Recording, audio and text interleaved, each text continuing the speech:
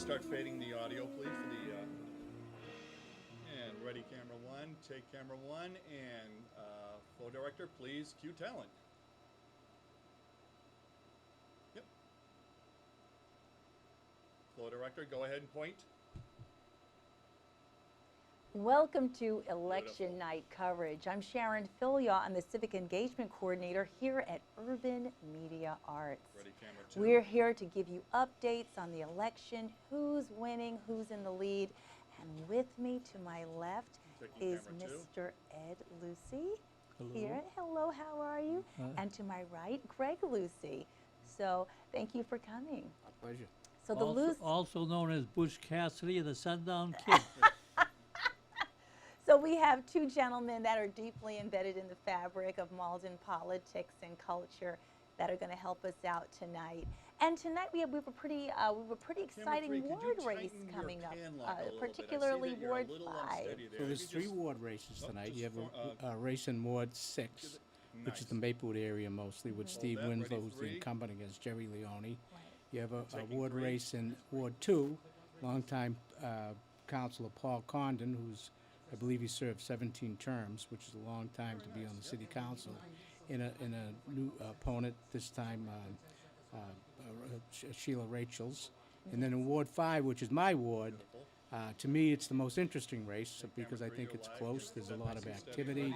I had voted. Me and my wife went to vote around 1:30, and there had to have been at least 40 people down there holding signs for both candidates, Ari Taylor and Julie Wilcox Turner. Which it was nice to see that activity.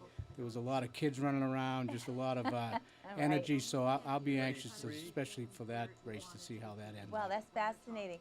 And Ed, have you, in Camera your one, could you experience, have you seen please, races go like on to this, Ed? like in Yeah, Ward gentleman 5, right, where yep. they've been this hotly Beautiful. contested and this close Yep, center in him your up. terms? Well, Beautiful. historically, Tilt going down back just a some shade, years camera ago, one. back more Hold that likely when shot, I was camera one, involved that's or beautiful. active, Ready, camera one. Take camera almost one. every race would be contested.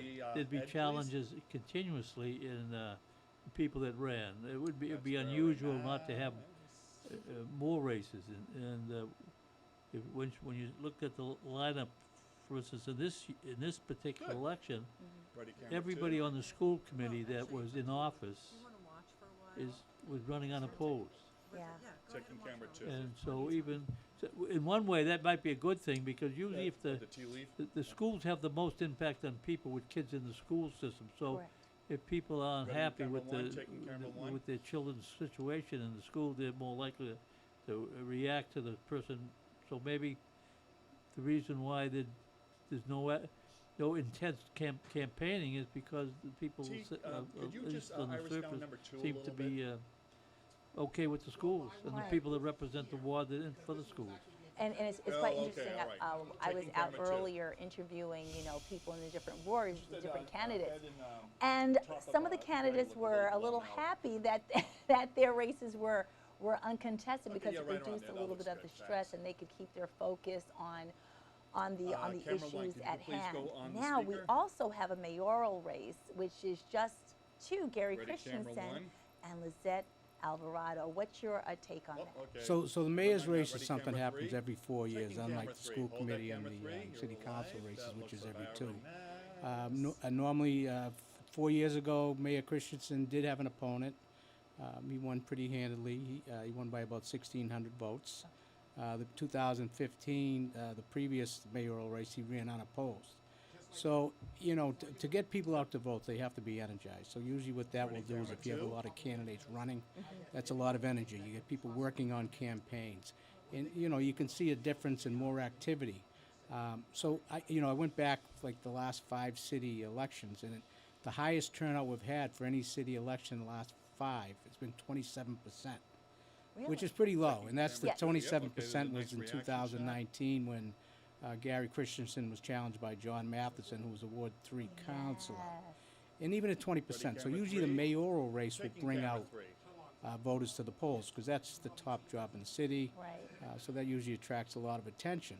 So the other races, I know in 2021, which was the last city election, there was, out of 8 ward races, there was 7 elections, which is highly unusual.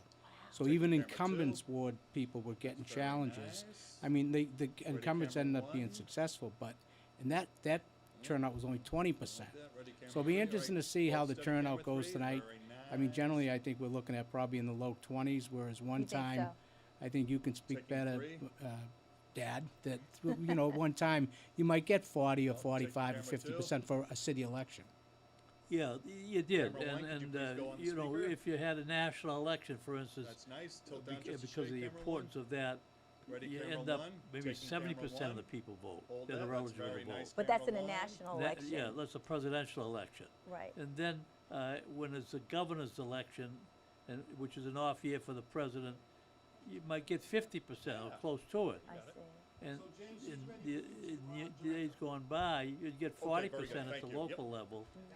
But Yep. that was an occasion when, Yep. number one, there were Ready, camera two. contested elections sometimes in every office or close to it. And secondly, Taking camera there were two. more people perhaps identified as residents of Malden on a long-term basis. I see. Now apartment livers and Ready, camera one. influx in the infusion of Mhm. minorities, Right. some of whom are not registered to vote. Taking Right. camera. And sometimes there's a language One. barrier, so that it ends up that it's reflected in the turnout at the polls. And so you Taking believe camera that two. part of the reason for Camera a one. Let's reduced do a turnout two-shot. rate So kind camera of one, due if to you can zoom out language, enough, so both Ed resident and Sharon status, are in that there. sort Yep, of you want to thing. tilt Well, that. yeah, when people, Center up and tilt down a little bit. are apartment dwellers, when Hold you that, camera leases, one, that let's looks say, and then very they might renew a nice. second year, So very they don't get too caught up in what happens locally because they don't have much involvement at the local level.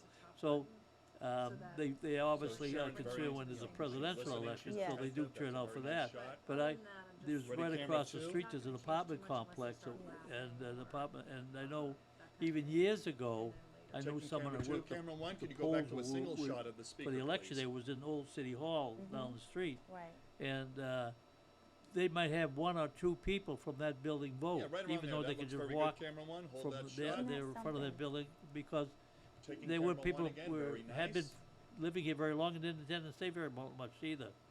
I also think Taking because camera years two. ago, it Ready, tended to be camera three. Malden, citizens of Camera Malden three, hold State. that. So Taking Yeah. camera 30 or three. 40 years ago, you had That's very just nice. generation after generation, they were from Malden, they stayed in Malden. So I'm gonna sing So to they my have, camera you know, crew so tonight. they Yes, I obviously, am. what they do is they know what's going on, they've been here, this is the only place they know. But in years recent, because of apartments and other things, it's a more transient population. So when you get to the city, Camera two. city stuff, you know, if someone that's only been here a year or may only stay for 2 years, they're not gonna Taking be paying a camera whole two. lot of attention unless they, you know, they own a house and maybe there's something that they don't like, whether it be trash pickup or, you know, something of that nature, but it's all changed. Do you see this trend continuing Camera where three, there could you are? get a shot do of you, Sharon, do you please? think that there will be more apartment It's dwellers? a little dark. because All of right, the- so I go mean, back onto, The real estate yeah, market right now is very Camera tough. one, could you The get a shot interest of rate Sharon, is high. please? There's, I think speaker, they've yep. stopped the prime rate from escalating higher, but the Fed is trying to reduce Hold inflation. that shot. So there's reduced spending. Do Taking you that. see Could you this ID trend of Sharon, apartment please? living continuing and impacting future elections? Or what breaks my heart a little bit when Okay, you have, Take say, that down, please. people She of my stopped speaking. age and they have Ready, a two. son or a daughter, Yeah, Taking and they two, want to good. stay in Ready, Malden, they camera can't three. afford Malden. right, And then they move to, at one Taking time, it camera could have been three, Billerickers or ID out red, that way. yeah. That's tough to take, because those are people that, you know, they're the fiber of the city, and they can't even afford it. Yeah, I've heard stories. that down. There was one who shall remain Ready, camera nameless, two, and they taking purchased a camera home two, just a few very years ago for maybe nice. So- 250,000. Now the valuation is closer to 750. Mhm. And you know, they're like, if we had purchased the Ready, house camera now, we one. wouldn't have been able to afford it. You know, an average working class family. So it's a Taking little camera tough. one. So that's why I was interested. Is this part of this sort of attrition of voting? The increased apartment dwellers, because most people right now can't afford to purchase their own There's a home. lot of truth there, though. Back I to will say, camera though, that two. what Ready, I've noticed camera even on my three. street, we moved on my street 31 years ago, and at that time, we were the young couple. And everyone was kind of like the older people. Oh, Right. that's Now too we're bad. the older people, but I think it's great. We had a block party a month Missed a ago, nice reaction. and the Shut up. place was full, and the little kids, and they got basketball love it, courts in yeah. the street. I love it because Camera it's two. it's liveliness, and so it's you know, so there are a lot of young families that's, you know, they've chosen Malden, and they are here. Isn't that something? I don't know what I And did and, with and water. like in Oh. that vein, the housing crisis, Ready, camera rather one. affordable housing, is a that really shot, hot camera sticking one. point right here in Taking Malden. camera Was one. brought up at one of the forums, and Mayor Christensen was speaking about how he's going to address it. But housing affordability, housing insecurity camera is two. a big problem No right doubt. now. Taking And camera 2. personally myself, I've seen couples living in their cars. It's older couples, and it's it's terrible to see it. They have the bedding in the back seat. So it's something very real that is happening, camera because one. I think that when individuals are worried Taking camera about one. living, Shot, camera one. they're not necessarily thinking about voting. They just, Oh, ready camera they 2. just have other things on their Sounds minds, like you she's know? finishing up her But the thoughts. local I'm going to election is camera someone, 2. these are Ready all camera people, 3. they're amongst you. Yeah. This is why I'll never understand, like, people not voting in the local elections. Right.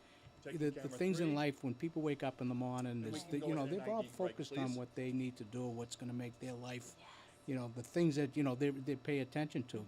And it's so easy to call a school committee person, call a city council, a Sure. council at large, the mayor, and you see them at Stop you and take Shop, that you see down, them at please? Dunkin' Donuts. Right, Take right. the So ID it's down. something that, you know, it's just, I always Very good. Ready, curious to camera why 2. people still won't vote Take camera local, where 2, there's so camera many 3. Can you places where tilt they up can go to just a see those shade, people that please? can, Thank you. you know, help you out whatever your problem Right. is. Hold that. So on Ready, that camera 1. note, is there anyone on the list here about the Taking candidates camera 1. that you can give us a little bit of background that maybe our viewers don't know too much about them? Like, because you've camera lived 2. here all your life. Taking So camera is 2. there anything that you can maybe Ready, tell us camera about, 3. say, Craig Spadafora, who's running for counselor at large? Well, what, on a camera personal, personal Yeah, level? can you tell us something about Craig that maybe is kind of interesting? Well, I'll give a little tidbit. His father was actually in my wedding, Albert Spadafora. And I've known Ready, Craig camera probably 2. since Craig has been 7 or 8 years old. Are you Taking kidding? camera Yeah, two. and in my single days, I used to ski, and I used to go to Lake Tahoe with Camera Albert, one. Could you try to his get wife a shot Francine, of both, Craig, Alicia, and little camera Albert. of You Shannon picked a good and name to Greg? ask Yeah, for. I know. Out of all those names, you come up with Craig, but is yeah. So, amazing. but Craig's So in you the get zoom out a financial little world, bit, Right. you know. and, So he's got 3 showing young pan to kids. the He's left very a little active bit. with Yeah, something soccer like and that. Right. a lot of things. I think this is probably Craig's 10th or 11th Ready, camera term. one. So he's Isn't that been around a something? while. Yeah. It's come Is up. that T It's here? interesting. Oh, One of okay. the candidates is Dante DeSario that I just, had an opportunity to no, I speak think with. we're okay. So he's a postal worker. He was, Camera yes. one. Right, Could you and I please found go out a on to, little kind of trivia about him. Lucy, He's a please. great cook. So I think it's interesting that that people know that these public servants or people that are aspiring to serve have lives as well. And I spoke to a couple of the ladies that were running, Jen Spadafora and Amanda Linehan, because they're wives and mothers. And they have full-time jobs, and just saying, you know, how do you do everything? It's not easy. How did you Okay, do right, everything when you were mayor? How did you raise the kids and do the laundry and the cooking? I'm teasing. I'm teasing. Cooking, he did not do. I can. You didn't cook? No, I don't recall that being part of my job description. But was it difficult with the family and making time for the kids and being mayor? Well, I was a little past that. My children pretty much were Oh, adults, so that okay. way. But I'll tell you one more story that was kind of interesting, I thought, and that was that I shouldn't dwell too much on the old days, but one Sunday I had gone in the office. They got a couple of things done, and the phone rang. And so I couldn't figure out who it might be, so I picked the phone up. And it turns out it was a woman who needed a passport. And it turns, in those days, you could travel overseas with just a passport. You didn't need a birth certificate. Really? She needed a birth certificate. Okay. She wasn't from Malden, but she was born at the Malden Hospital. And her daughter had gone on a trip with her classmates from high school to Mallorca, and she had got ill there, and she was in a hospital. So the mother wanted to go be with her daughter, and it happened this weekend thing. And so I said to her, "What makes you think someone would be answering the phone on Sunday afternoon?" But in her stressful state, she was trying to reach out in some hopes to make a plane reservation, but she needed to get a birth certificate, Yes. since she didn't have a passport. So in any event, I called, at that time it was Karen Anderson was the city clerk, couldn't reach her. Yes. And it ended up, I talked to someone else who worked in the office, and she was home. And so she came over She went to the files. She got the birth certificate. On a Sunday. We gave it on a Sunday. Gave it to the woman. That I thought was the end of the story. But then a few days later, there was a delivery made at City Hall, and it was 3 bottles of liquor. It turns out the woman and her husband own a package store, not around here. So anyway, I didn't really know what to do with the liquor, but I gave one of the bottles to the woman who got me the record to give it to the other woman. But you kept 2, huh? What's that? You kept 2? No, well, what happened was, now you want to know the rest of the story. Sometimes we had a dear friend who was daughter worked for First Night in Boston, and she arranged for us to get seats right down front. And we, after the first night was New Year's Eve, the group of us started back to Malden, and one of the people in the group said, "You know what?" She said, "I've never been in your office." And so I said, "Well," so 2 o'clock in the morning, we go in the parking in the old City Hall up to the office, and someone spotted the 2 bottles of liquor, and opened them up, and half of it got used or whatever, and off we went. And of course, there's a way that to keep track of cars going in and out of City Hall, not like Boston where you can drive into a city council can drive a car for 10 years and not Right. be even registered or insured. Right. But anyway, it was kind of a mess in the mayor's office in the kitchen area. And Monday morning when I came in after the weekend, the New Year's celebration, my dear secretary said, "Ed," she said, "what went on this weekend? There's hot balls of liquor and there's other." So anyway, On that note, I'll save that one for my book. we're going to go to our first roll-in. This is us this morning. We went out and we interviewed some of the individuals at the polling locations, as well as some of the candidates. So we're going to go to that roll-in right now. Welcome. This is Urban Media Arts coverage of Election Day here in Malden, November 7th. We're here bright and early in Ward 4, which is Ryan O'Malley's ward, and we're here with Chris, one of the early birds here voting. So can you get, without telling us who you voted for, although we see that you have a button here, if you'd like to share with us why it's so important for you to exercise your right to vote? Everybody that has the opportunity to vote really should get out. There's a lot of people, especially in the Malden community, that's so multicultural and coming from lots of different places that don't have the possibility of voting for their representatives. So for us that can, it's so important because it's not only affecting us, but it's affecting so many other people, families, elders, that may have come from a different country or just don't have the right to vote. So you really want to get out here early. The polls are open till 8, and you really want to just express your vote, no matter who it's for, because that's what this is all about. This is how the city runs well. And it's so interesting, Chris. I was just speaking to your wife. She's down here right before she needs to go to work. So voting is really a priority for your family. Have you always been this way? I have. My parents, I grew up on the West Coast when they were kind of the protester types. And so every time there was an election, they would take me. I'd stand outside the election precinct, and it's nice because you get to understand how important elections are even from a young age and how they affect everything around you. So yeah, we are very much early voters, or early in the morning voters as it were, and I just encourage everybody to come down here and vote. That is so great. And since you are wearing a button, let's ask you a little bit about this lady who is running for mayor, Lizette Alvarado. Why do you support Ms. Alvarado for mayor? Well, she has a lot of great ideas to how to change the city so it can keep moving forward. She's very upfront about needing more low-income housing in the city and how we do that. She has a really great idea about how to change the schools and the fire department to make them work better for not only the kids, but to protect everybody in the community.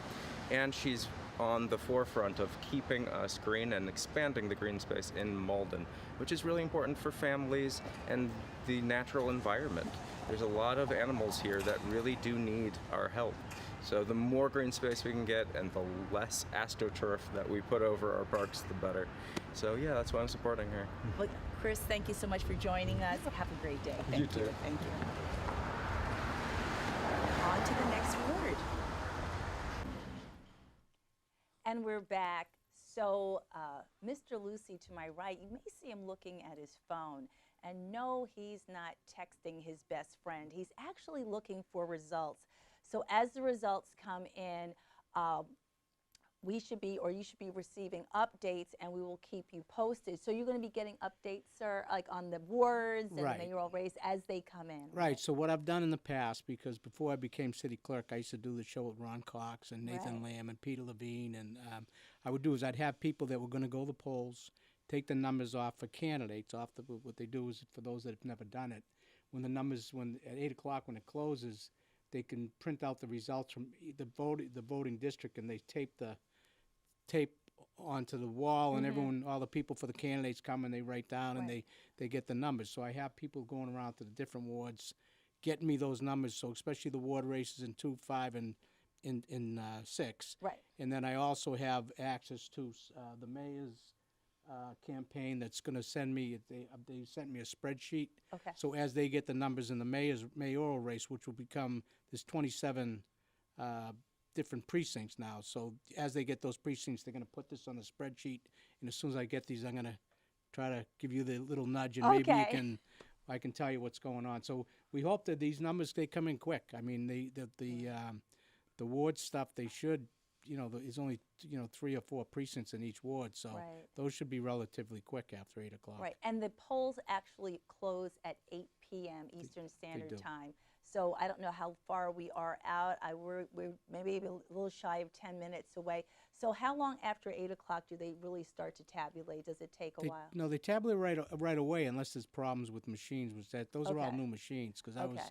the city clerk when the city, they spent about $250,000. I saw on those them. machines. They also shut the doors at 8, but Yeah. if you're in the building ready to vote, but the machines aren't available to you because there are other people voting, they'll hold the machines and allow the people that are inside at closing time to vote. So that- it's kind of like going to the bank. As long as you're in there before the doors. Right, yeah, Yeah, so Shut they run into problems like in Right. presidential elections where you can get a line at 8 o'clock. Tonight, on a city type of election, I don't Right. think the line's going to be out the door Yeah. at 5 of 8, so that shouldn't be an issue. So the numbers should start coming in, 10 past 8, quarter past 8, I'm hoping anyway. Right, and I'm just curious because it's my first time hosting. So what percentage do you need before you can actually call it? Like, can you sort of eyeball it and say, okay, we've got 30% of the vote in, I think we can call it? Well, this is what I'm going to stress tonight, because one thing, every result I get, they're going to be the unofficial results, because I Got can't it. call an election. Right. The city clerk needs to do that. So, Right. if we get some ward and it's, 500 to 422, they're unofficial results, but there's a chance that the 500 Right. is going to come in. There is a couple ballots that will be counted afterwards. You could get an overseas ballot or something like that, but for the most part, the numbers you get tonight, those will be the numbers. And the city clerk's office will, they'll issue unofficial, right, usually it's about 9:30 or so. Right. They'll send something out to anyone on their email of the results of the city, and they'll actually look like this. Because I did bring the last 5 years, so this is what they this is what they look like. Right. Mayor, and then it goes down the council large, council 1, school committee 1. So we could just turn this around. Yeah, and so show that's it what to that's the, what will go out to the city clerk's office. Will have this out to, and again, it'll be unofficial results, but you can take those Right. results to the bank. It's just that they may change by they could change 1 or 2 here and there, but Right. these would be the results. If So- it's a closed vote, Right. let's say if it get down to one of those races where it was a whole handful of difference between the two candidates, then in theory, you still could get ballots that are postmarked today that would be counted if it came in the next, 2 days? They vary. So the postmarks.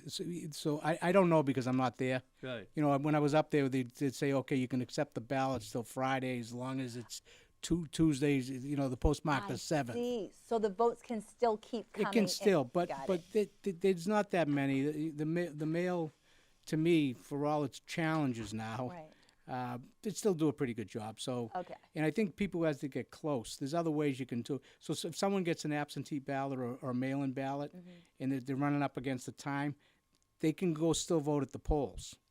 So that's what you get a lot of people. They just, Oh. you know what I mean? So you can still do it. And I wish I had the numbers for the mail-in ballots. I don't. I don't That's know how many they interesting. sent out. And so, I wanted to ask, in your experience, have you ever seen a candidate ask for a recount? Have you ever had someone say, you know what, I don't like what happened? Yes. Well, there's an election that was held in Ward 2.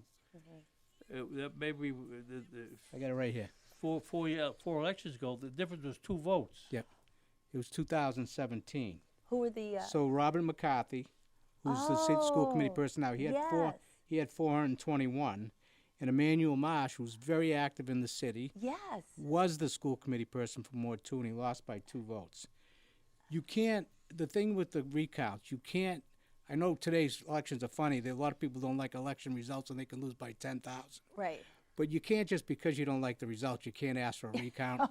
I mean, when they have recounts, like I think when they did this recount, it was either accurate or maybe changed by 1 vote. Or I can't remember the outcome, but And if you look at the results, there's because I also noted that down with some notice that I made for the different elections, the highlights, so to speak, is that people don't realize sometimes, even though they hear it all the time, your vote is important. Yes. Now, there's an election where the spread was 2 votes. Wow.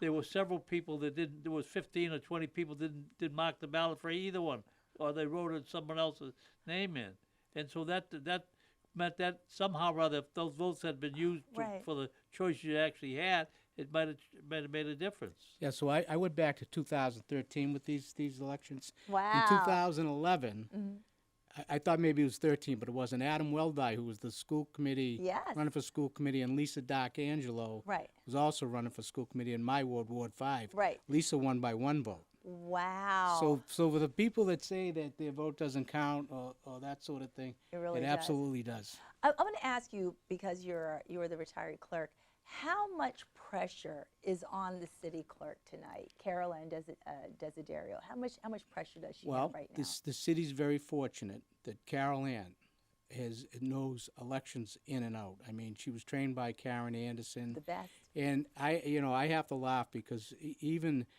I'm someone that has run 6 times myself. Right. Not counting primaries.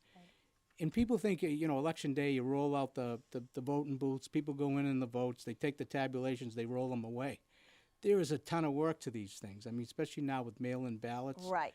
Mail-in ballots, they got to count ballots, you got to get poll workers. You have to make sure that the day never goes, I remember when we would come into the office, Right. it was 7 o'clock, you start getting people showing up at polling locations, they don't belong there, they're calling you, you have to look in the state system. So Wow. Carol Ann, the city's very fortunate that Carol Ann, she knows elections, and she's been doing it for, probably 10 or 11 years now. Wow. And she knows all the ins and outs. She knows what you have to do with the state. She really is very good at it, because she used to be the registrar of voters. Right. Assistant registrar, but she had a title. She used to run the elections. And Right. so when I was city clerk, she became my assistant. That's right. And then she became city clerk, which I was very happy with because she She's deserved wonderful, it. And, she certainly knows what she's doing. But there is a lot to do with these things. There's Isn't a lot that- to do. And people, anyone that does it or they come up and help us out, they always say, I can't believe this is so much work. Isn't that something? Yeah. Oh, wow. Yeah. And we're about to come to another clip at the polling locations. So we're going to run that right now.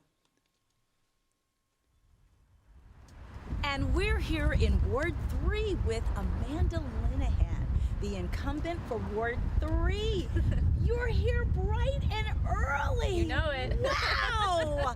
So how do you feel about today? What are your expectations, your hopes, your platform? Yeah, well, this is my first time that I've ever run uncontested, which I feel like the voters are putting a lot of trust in me. We're getting a lot of really great things done, and so I feel like that's a reflection of that. For today, I hope we get a good turnout. That's always my biggest worry. Turnout has been going down every election year in Malden, and I just want more people to sort of get involved, especially where we have the mayor's race on the ballot. These are the people who make decisions about your everyday, about your taxes, about what our city looks like. So these are really important races, and I want to make sure that people are actually coming out and taking it, seriously and showing up. Well said. What, in a particular, what topics are most salient or most important to you?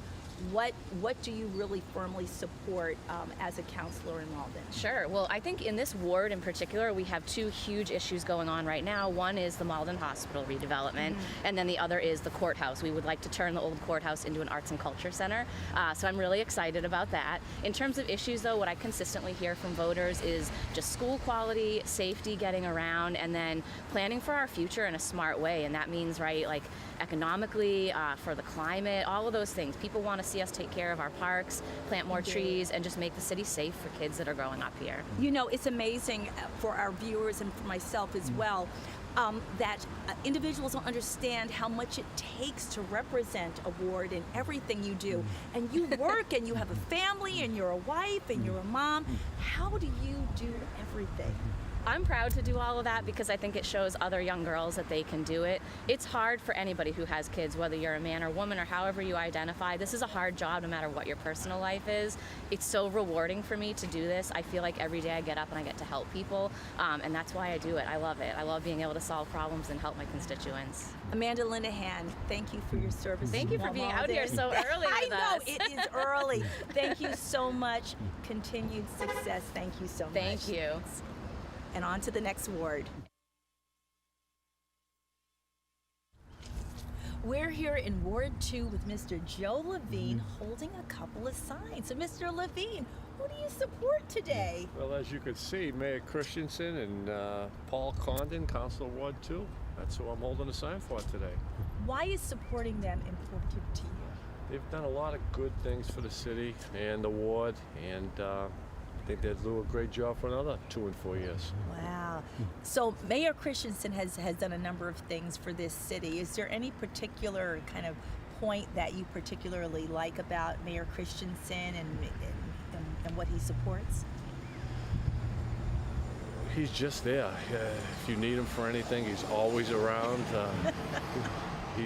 You'll find him anywhere you go in the city. Churches, sporting events, supermarkets, fairs. He's there, and he's open for discussion, and he'll listen to you. That is great. Thank you so much. And to my right, we have Mr. Dan Vivian. Mr. Dan, and he is supporting. Dante DeSario. He's kind of new on the block. He used to run a long time ago. He was in office a long time ago. I see. So Why is Mr. DeSario important to you? he's my landlord. Oh, that's a good reason. He's my landlord. And I've been living in this property for 10 years, and I have never met a nicer man. I mean, I get dinners sent upstairs. I mean, Sunday spaghetti, meatballs, sausages. Wait, your landlord brings you dinner. Oh, he's amazing. He's amazing, and he's out walking the streets of Malden all the time, talking with people. Good man. You know, this is why it's so important to talk to people about why they support our candidates, to get the kind of background story on what makes them special, which is part of the democratic process. Thank you so much for talking with us today. Quite welcome. And continued support for Mr. DeSario, and, you know, good luck today. Absolutely. Thank you you very much. Thank you. And we're back, and we have an announcement. I'll let Mr. Lucy take it away. Unfortunately, it's not returned yet, but Carolyn Desiderio, the city clerk, did text me. She said that the city pre-processed 1,900 early ballots on Friday. So the results that come out of the machines won't include these 1,900. Got it. So any numbers that we give you, it will be partial numbers, so we won't be able to, like you want to do, call any races anyways. So what will happen is they'll take the numbers off the machine, and they'll process them with the people the votes that voted on, that they processed on Friday. So the numbers we get they'll start coming in. They're partial numbers. And so they have to do that tonight. So they'll do that later on. Yeah, and so each 27 precincts has a disc. So the ballots they processed on Friday would have discs. So they processed all 27 wards by ward. Right. So they have those.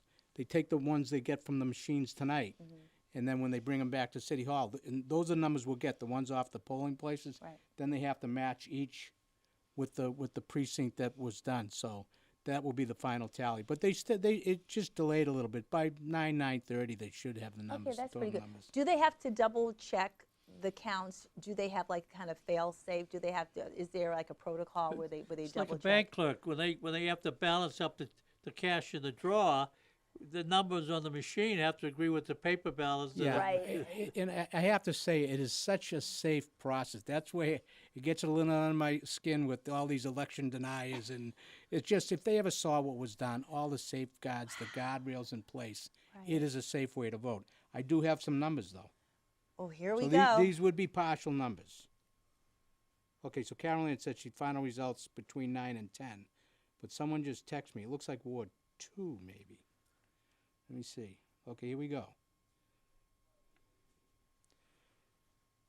Okay, so in 2-1, there was 205 votes cast. The mayor was 135, Alvarado was 63. So that was almost 2-1. That was a little over 2-1. Let me get to the ward race, though. The ward race has Paul Condon 112, Sheila Rachel's 83. So Well, Paul, is that the smaller of the two precincts? I don't know. I'm gonna go down to the next one. So that's a little bit closer. I mean, Paul's run a lot of times. Right. So, the at large. Let me just see at the at large. At large was Cologne Hayes 116, Mm-hmm. Carey 108, Craig 101, and Two- Dante's was that 58. 2-1? This is 2-1. Yeah, 2-2 is a larger precinct. But 2-1, I'm surprised because that's 2-1. It's probably 89 Pearl, right? Let me see. I got another one here. Let me see.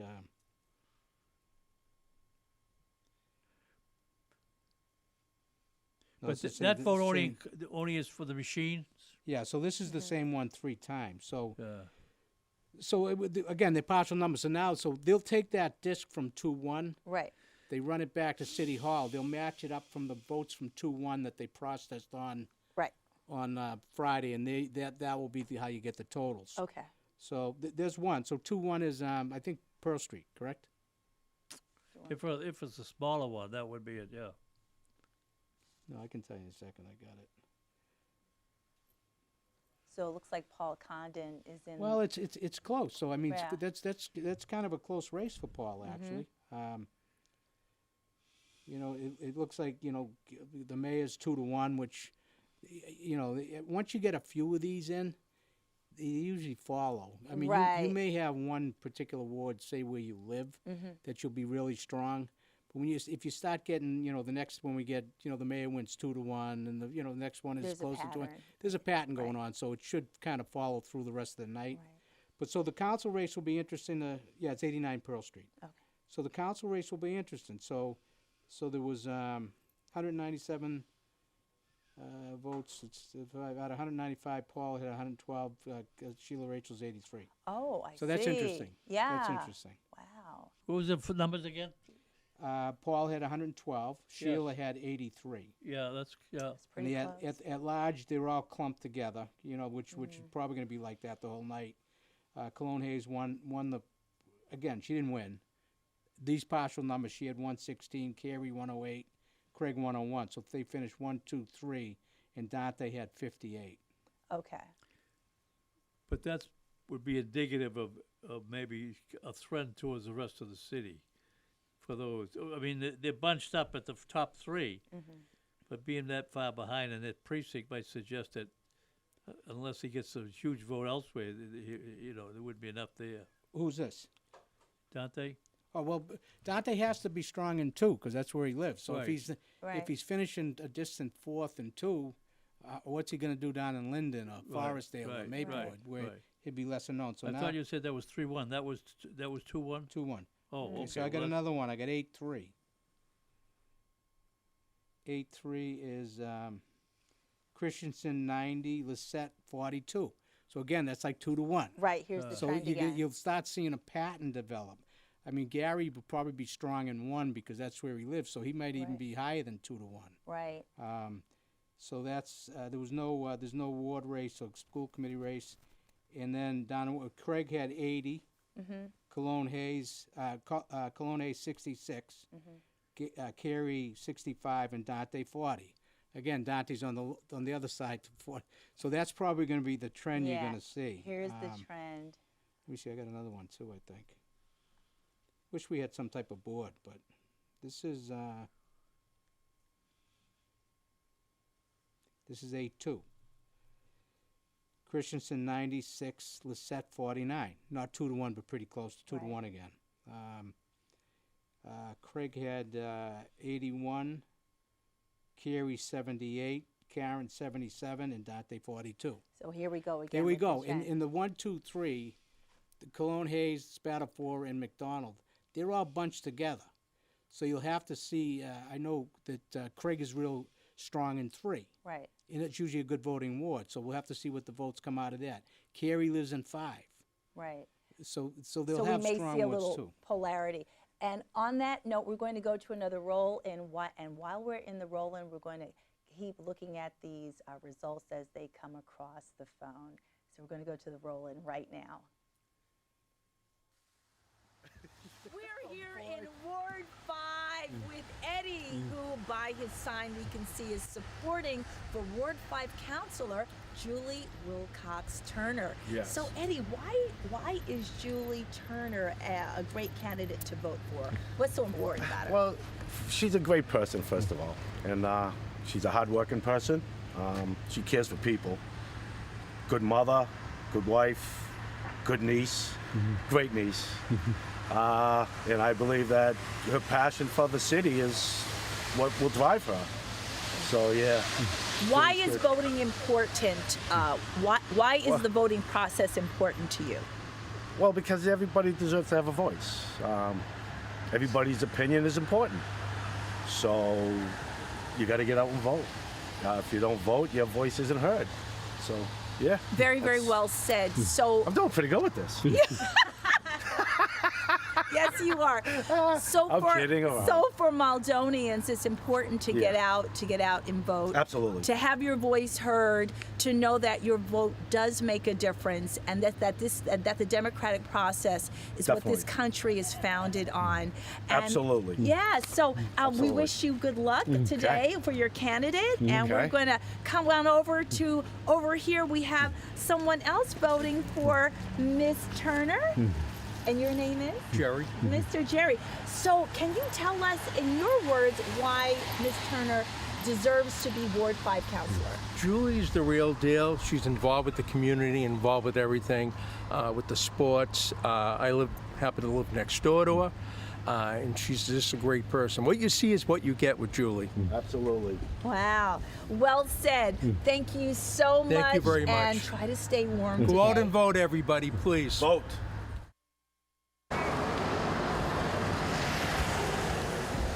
And we're here with Jerry Leone, Ward 6 Councilor candidate. Thank you so much for being here with us today. Thank How you. long have you been standing out here? I've been out since 7 a.m. I just got here about 15 minutes ago. I'm trying to rotate to all the precincts, so my next stop will be at 630 Salem Street. And then I'll be back at Club 24 and then back up here again. So all night until the polls close, I'll be rotating. So, and the polls close tonight at 8 8 p.m., o'clock. yeah. So you're going to be rotating throughout the day? Correct. Wow. And then I'll have a representative in each poll place, about 5 of 8, to tally up the votes, and then they'll let me know so I can add them up on my end. So Jerry, let me ask you, why is Malden important to you? Well, I grew up in Maplewood my whole life, Ward 6. I've wanted to be councilor for a long time, and I feel this is the right time. And I have a lot of support from the people that support me. As you can see when you go to the polling stations, I have people holding my sign, and they've given me great support. And they're counting on me to win, so I can help make some changes with the rest of the city council. Is there any I know there are a bunch of them, but is there any one specific change that you are particularly passionate about that you'd like to see? Yes, so if everything goes well my way, I pledge that I will stop any future bus and bike lane and vote to get rid of the existing ones, because I guess that's been a thorn in the side for people in Ward 6. That's just one of the top things, and I'm really big on public safety. I'm a former police officer in the Air Force Reserves, so public safety is my #1 priority. So being a civil servant has been something that has sort of imbued itself in your life, and it seems to be very, very important to you. What has this democratic process taught you, like say, just going through this whole election process? What have you learned about yourself? Well, I learned that you have to count on people to support you. It's give and take. You have to help each other. I was a former school committee member for 4 years, so I got my first experience. This has been full circle. 10 years ago, I started this process. 2013, I ran for the first time for school committee, and I was a write-in candidate, and nobody was on the ballot, and there were 3 of us, and I won by 12 votes. So this is very important. All votes count.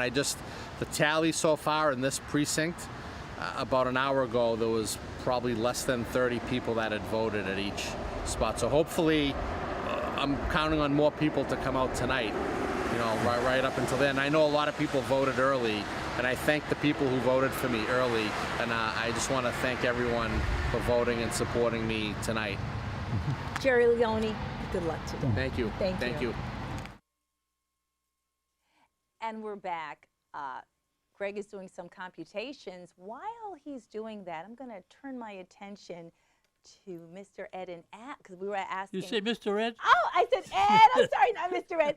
Ed, and we're actually talking a little bit off camera about how you felt the first time you were elected mayor. Do you remember how you felt?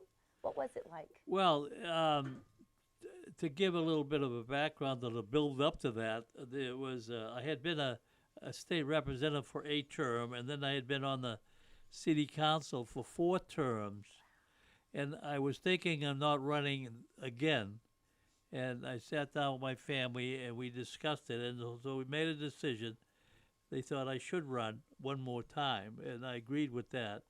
So in actual fact, at that time, I then was out of office. So I wasn't even on the council.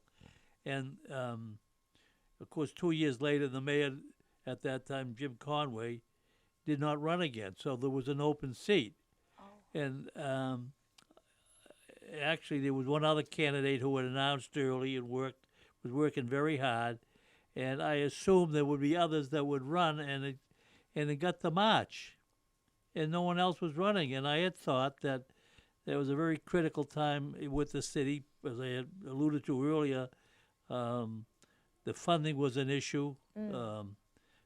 Jobs were being cut, not being added. That included not only personnel with the fire and the police department, and to some degree City Hall, but also programs being cut in the school system. And I felt at the time, and I expected others to surface to run. I wouldn't think that someone would be able to run uncontested as a new candidate without really having to articulate what they would do should they be elected. And so when I got to March and no one else was surfaced to run, I felt that, well, at least let's have an election where people can make a choice. And that's really, I actually got in the race late, if you look at it. So when the election was in November. And no one else ran against you? Yes, yes, Okay. they did. There was one, yeah. One other person. He was on the school committee, and he was Okay. running for mayor, but no one else was running in that election. And I thought there would be perhaps city councilors or whomever. Right. And so, when we got to March of that election year, and no one was running, and then I called some people and I explained my thinking, and I was encouraged to run. And some people that I knew that had some sense of what the direction the city might go in the future, they indicated they would support me, and so we went from there, and we fortunately had a great group of people helping me, and we were successful. There was a primary, because there was others in the race too. By we got to that far, and so there was more than 2 people, so it ended up as a primary, and I was for some people it was surprised that I got more votes than the other candidate, and then I was successful in November, and then starting in July, you start telling people you got to lay them off. So that was a tough year. But anyway, that's Isn't the that quick something? background. Well, thank you so much for that. So now we're going to turn our attention to Greg and see if you have any new numbers. Yeah, we do. In the hotly contested 5-2 council or ward council race, I do have 2 of the 4 precincts in. 5-2, which is the biggest precinct, the Forestdale School. Taylor had 299 and Turner had 264. So that's Wow. 35 votes. And then in 5-3A, which is a smaller piece of Ward 5, Taylor had 93 and Turner 77. So it looks like with those numbers right now, unofficial and partial numbers, Ari Taylor would be up by 53 with basically, so now you just want 5-1 and then one piece of 5-2. Well, that's close. Oh, like Taylor So it's is close. up. It's 50 votes. I do have. I think when Carol Ann mentioned those 1,900 mail-in ballots, Right. I think they mean something. I think that in the end result, when you tack those on to what's already you're taking off the machines at the polls, I think people that hustled with those that type of thing, we're going to see the benefit. And I think Ari Taylor, just knowing some of the people that helped her run the campaign, Right. they probably hustled with the mail-in ballots.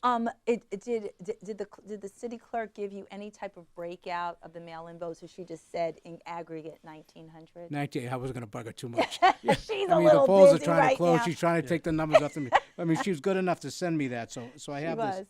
Oh, so this is another one from Okay. 5. This will probably give you, because the 5-2, and the 5, it's almost 2-1 voting than 5-1. Okay. They just vote more. So the ones that come from 5-1 will be less. So Well, Ari Tyler did well in 5-1 last time. she did. She did.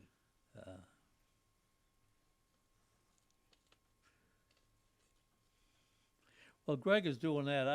We were talking earlier about the percentage of people that vote. Yes. I've long mentioned in years gone by and stressed it many times over the years. Everybody that's a citizen and eligible to vote should run at least one time. If they wow. did, they would appreciate what the candidates go through. Whether the candidates win or lose, they make an effort, and by being involved, they, in some ways, sometimes even if they don't win, they make a difference in the life of the people that represent. They would represent if they had won. But by running themselves, they might get a little bit more appreciation of those votes do count, and they are important. And that we talked about one election earlier about the difference of 2 votes. There was a write-in election, which happens because the candidate stepped away after the end of the time to put your nomination papers in. So there was literally no one running. So the only way you could get elected at that point is people have to write your name in the ballot. And it was in Ward 1. And it happens 3 people then campaigned from that point to the election. Right. And they were all bunched together, the 3. But the winner won by 6 votes. Wow. Just interviewing the candidates at the polling locations today, seeing what they were doing gave me an appreciation.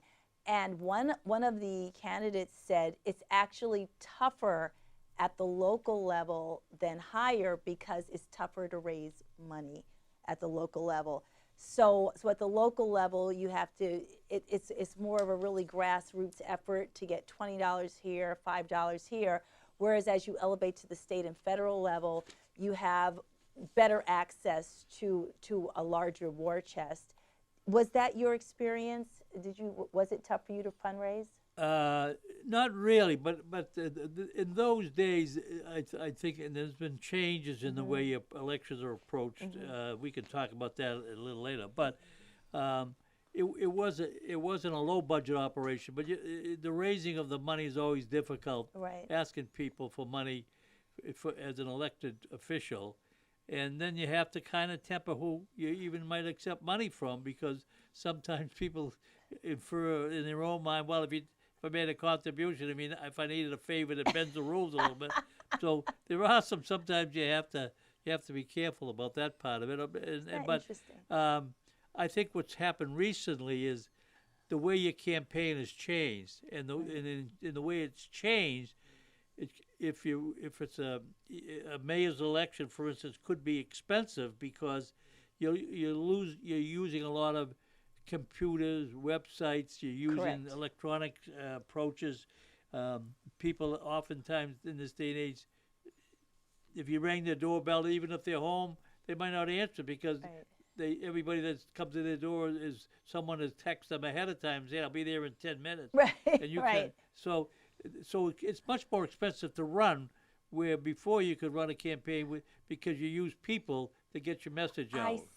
I see. And later on, Greg has a list of the actual dollar amounts that Right, the I saw candidates. that list, yeah. Yes, so from what I understand, people like to hear that information. They do. People like the juicy part. They like the juicy part. And this is public information. Anyone can pull this up. So it has to be, there's full transparency. Yeah, with if it. they go on OCP, Office of Campaign Finance, Political Finance, or Finance, OCPF.com. It's the state, and you can look up anyone in the state, actually. And you have a list of who raised how much money. Oh, this is But, you know, going to getting get back good. to some But he results- doesn't have the names of the people who gave the money. But that, But that's available. That's public record. that's Right. available. So if you go on that OCPF, not You only can see who gave them the money. absolutely, yeah, you can go back and you can run the candidate and everyone who gave them money and how much. I didn't know that. Yeah. So, interesting, the mayor's race, and just like a few more numbers for you. Yes, just, Just to keep anyone out there interested is,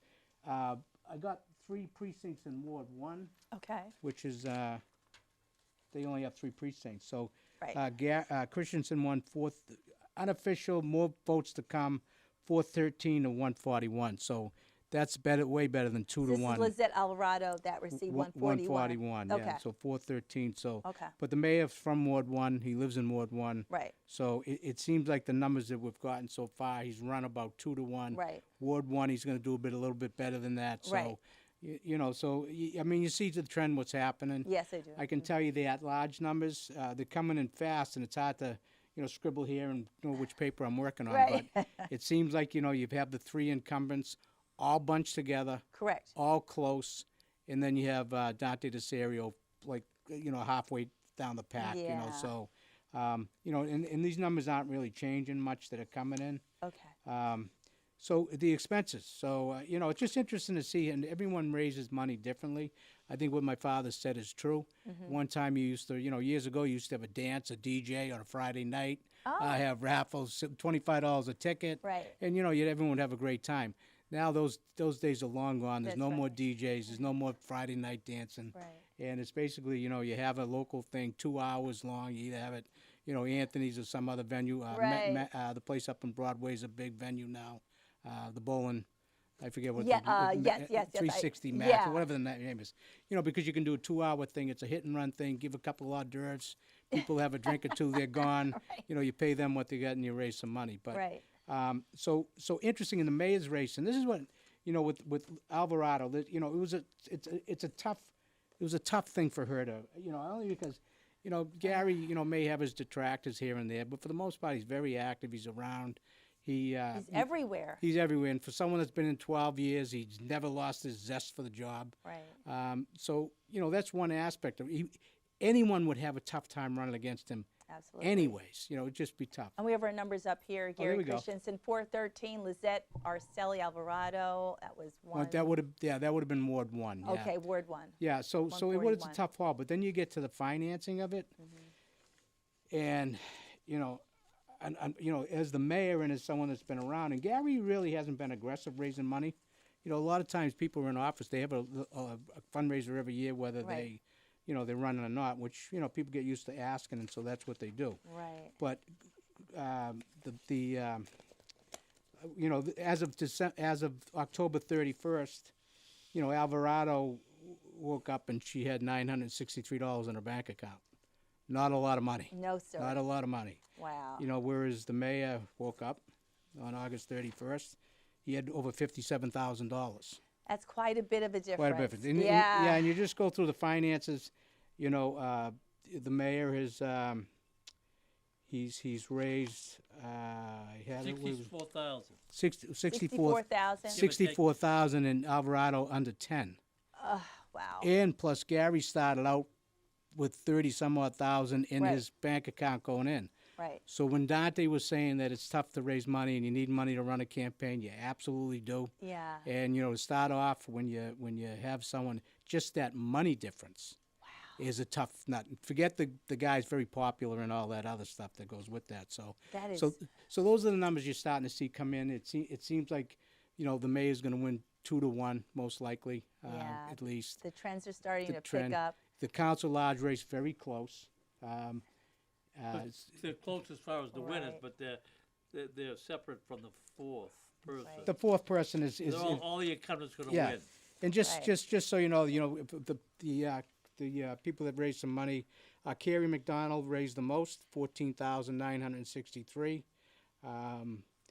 Julie Turner raised 11,586. Ari Taylor 10,168. And then the others 8,000. Paul Condon 8,600. And Sheila Rachel's running against Paul. She raised 7,300. That's Not bad for a newcomer. First time running out. I mean Wow. that's not a bad chunk of change. It is tough. It is tough to raise money for that war chest. Well, right now we're going to head to another roll-in back at the polls.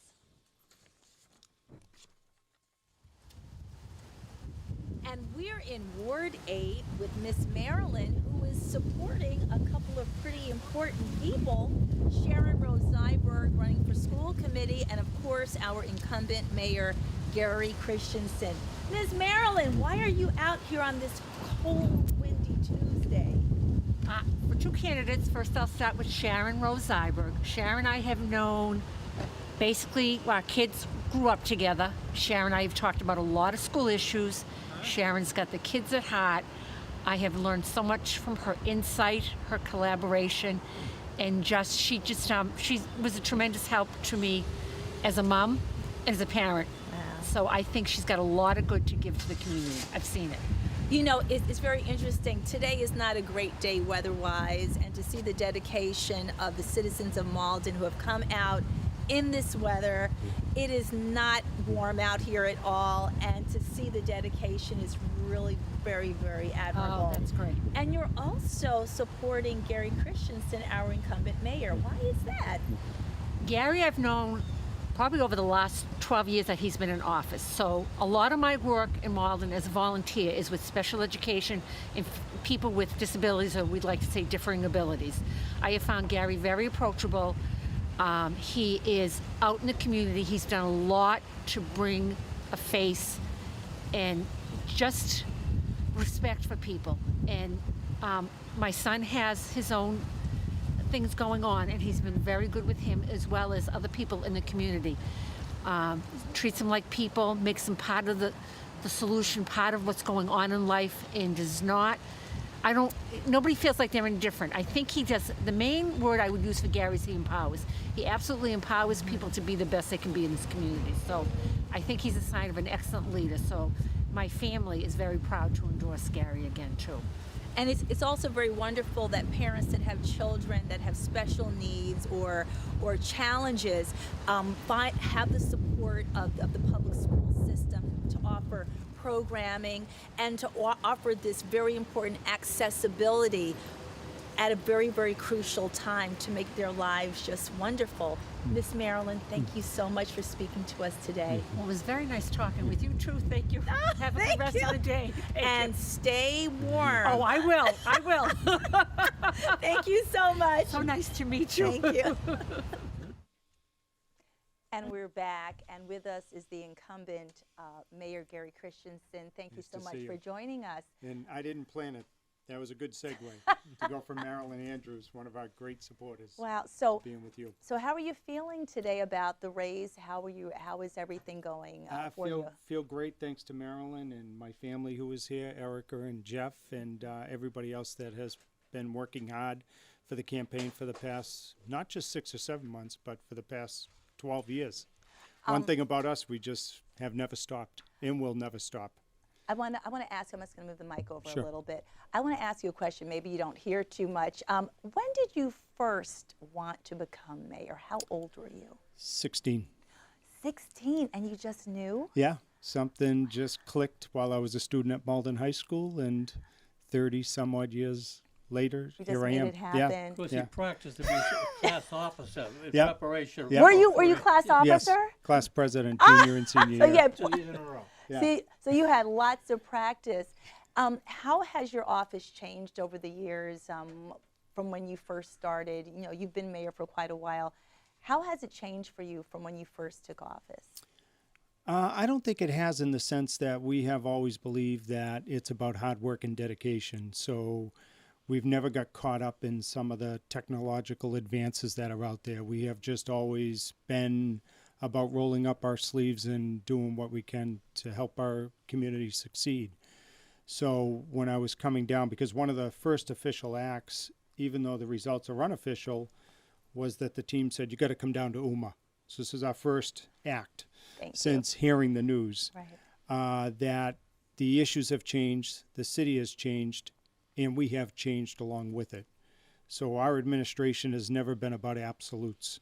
We're always willing to listen and be open-minded on trying to find that common ground to help bring us together and move us forward. Indeed, and there are a number of challenges on your plate. So one of them, what I think is great, is that you have the Malden food truck. I think it's amazing where you feed children that are food insecure, and so that they at least know that when they see the truck, right, they're like, you know, we're going to get something to eat.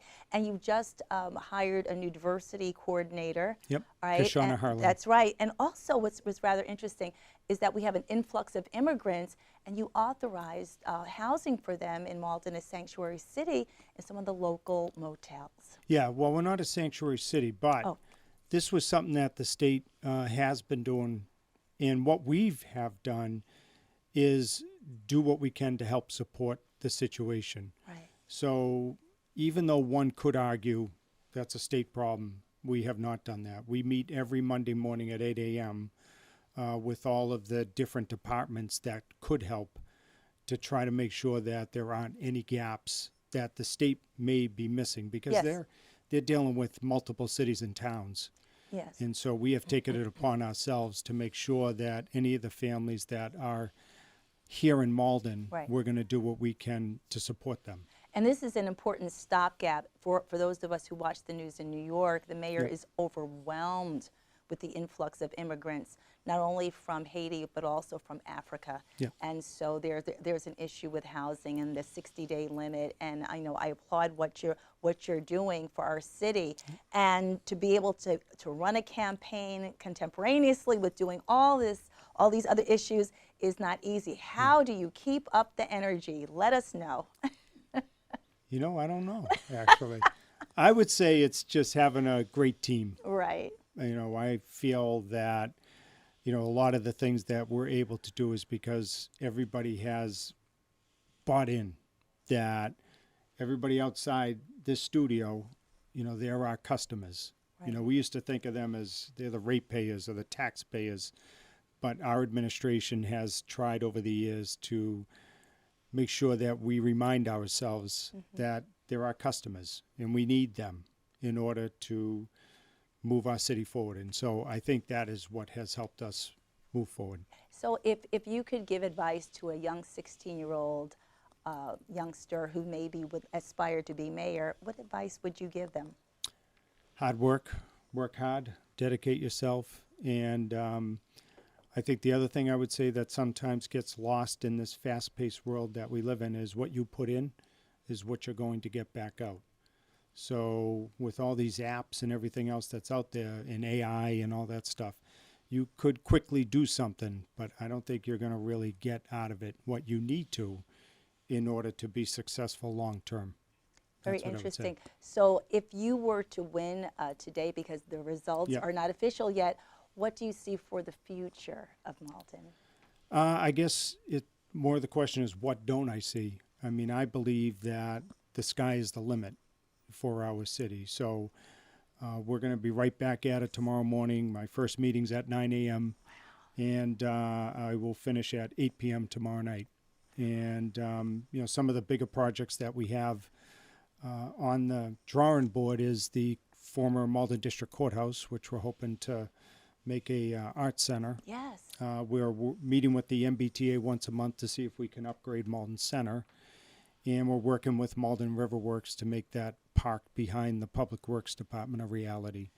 And so having a really strong team is essential to help Critical. you do a great job. You cannot do it alone. As a matter of fact, I would tell future people that are thinking about running for office, don't focus on yourself, focus on who's going to be around you.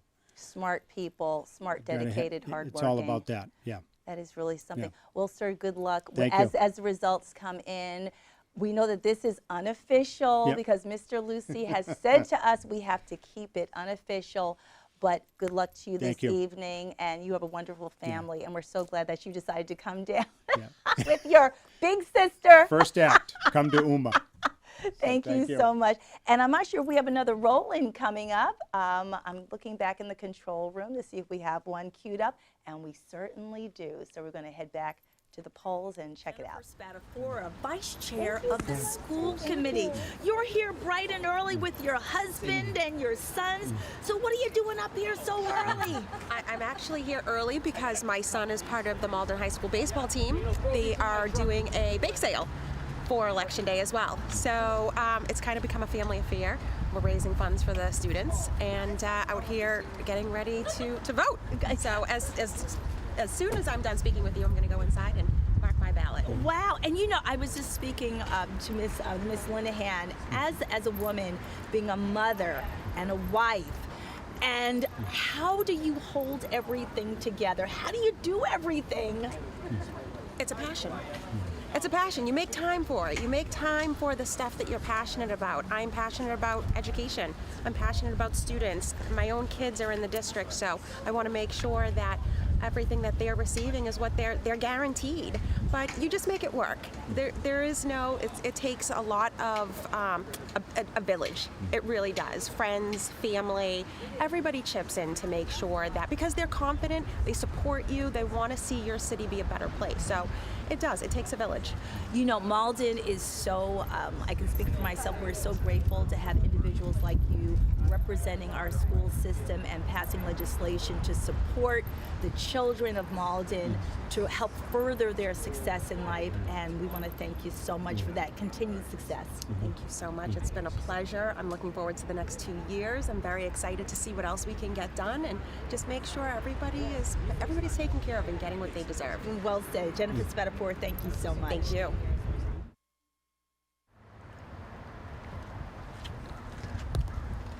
We're here with both Paul Condon and Miss Sheila Rachels, who are both running for Ward 2 City Council. Now, what's interesting is that they're nice to each other. Explain to, you were just telling us off camera, you actually kind of like each other. We offered her a coffee. She could have had a coffee. Politics doesn't have to be, anger. There's enough anger in this world. And everybody's got a right to run for a seat that they're interested in. And win, lose, or draw, we'll still talk to each other, say hello, and I hope there's more people out there like that. Doesn't have to be a war.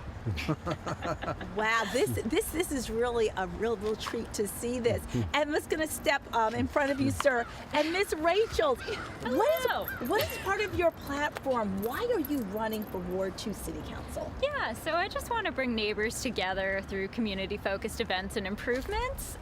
So bringing in block parties, different beautification projects. I really want to spruce up our Highland Ave area since that is our neighborhood square, although it doesn't quite feel like it.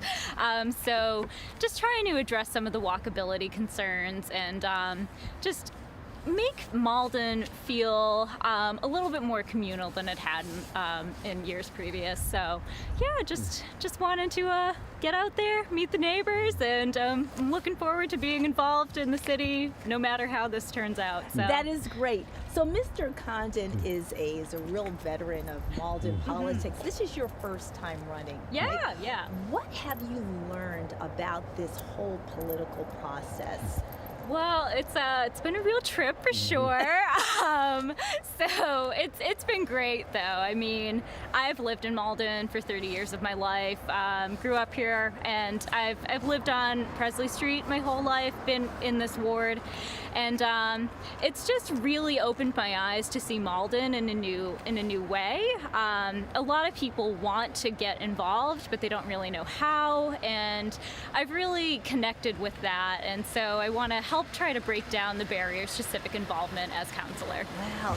Sheila Rachels, good luck today. Mr. Condon, Paul Condon, good luck to you as well, sir. Thank you so much for joining us today. And we're back, and we have a few more announcements about the races coming up. So I just got a text from somebody that would be pretty good with this stuff. I believe he said in Ward 6 that Winslow was up 90 votes over Leone before the mail-in ballots. So that's, again, that pool of 1,900 ballots at City Hall that they've already counted, that would be part of it. So he'd be 90 up before the... Now, is that the whole vote? I just texted him back asking if that's all the 6 wards, all the Ward 6. And the 1,900 votes from Friday, that's not going to be tallied till about, you said 9:30 or so? No, so they're already tallied. So when you get the all in the mail-in ballot, so they actually, like I was saying, each machine has a disc, and like 1-1, 1-2, 1-3. They separate the 1,900 1-1, 1-2, 1-3 into the wards and precincts. Friday at City Hall, they would have ran the ballots through. They get counted on the disc.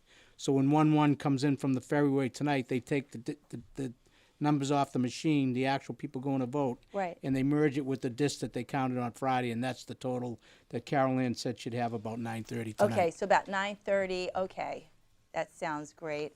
And you said Mr. Winslow is up unofficially by 90. By 90 over Jerry Leone. Okay, so this is still a really tight race. I mean, it can go either way, but it'll be interesting to see what happens when those 1,900 are merged. It will be. So I got to say this. So Steve Winslow was the incumbent down there. Jerry Leone, which I kind of forgot this, but he's actually ran. This is his 6th election in a row he ran. So he ran for school committee on a write-in candidate, won. Back in 13. In 15, he ran for school committee again. In 17, he ran for Council Ward 6.